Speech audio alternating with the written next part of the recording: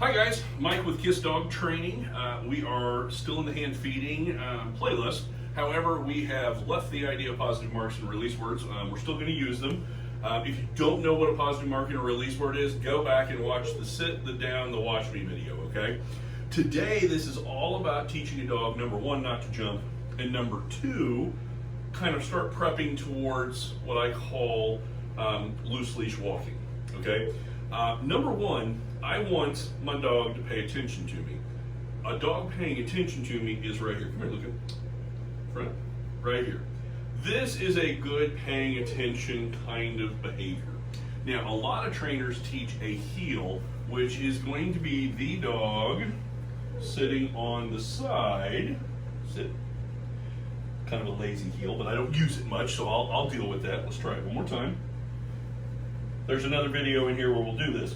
Now, my problem today with this as your base command is everything out in front she can still see. And if you notice, she still keeps trying to come back around to the front because that's what I've taught her to do, okay?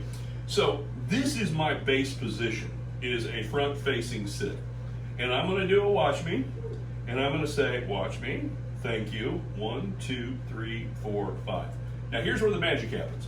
I'm gonna turn my back on Luca and I want you to watch what happens. Boom, thank you. 1, 2, 3, 4, 5, all done. I'm gonna turn my back on her. Boom, thank you. 1, 2, 3, 4, 5, all done. And one final time, I'll turn my back on her.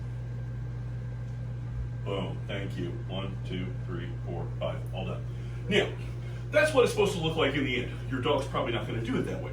What we're going to end up having to do is to kind of just break it down into its little bitty components.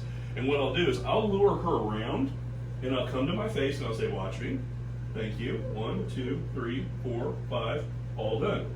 As I'm turning, I'm going to be like, Luca, come around. Watch.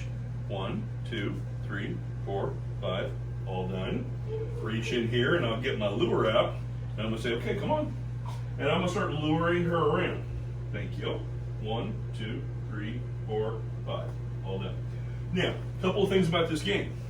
Number one, you notice the dog's rear end has to be on the ground to get the reward. Bang, there she is. I'm creating a default behavior of a sit. A lot of times you'll hear me refer to it as an auto sit, where the dog should do all these commands without really even a word. It should just be, if I don't know what to do, I'm going to go back to my base position, which is a front-facing sit. The other thing is, the dog's not jumping up on me, because the only way to get the one-arm bandit to reach in the pouch and go all done is to have my rear end on the ground. So for me, this is one of the most critical games that I teach in the hand feeding series of videos.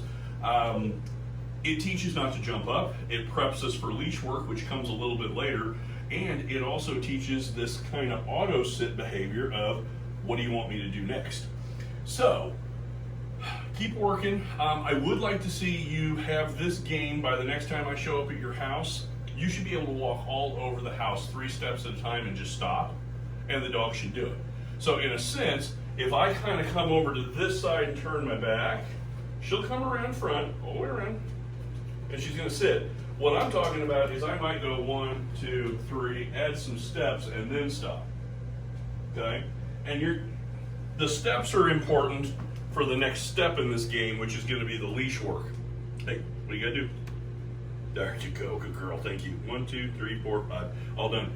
Okay guys, get back to that hand feeding playlist, go to the next video, and we will see you soon.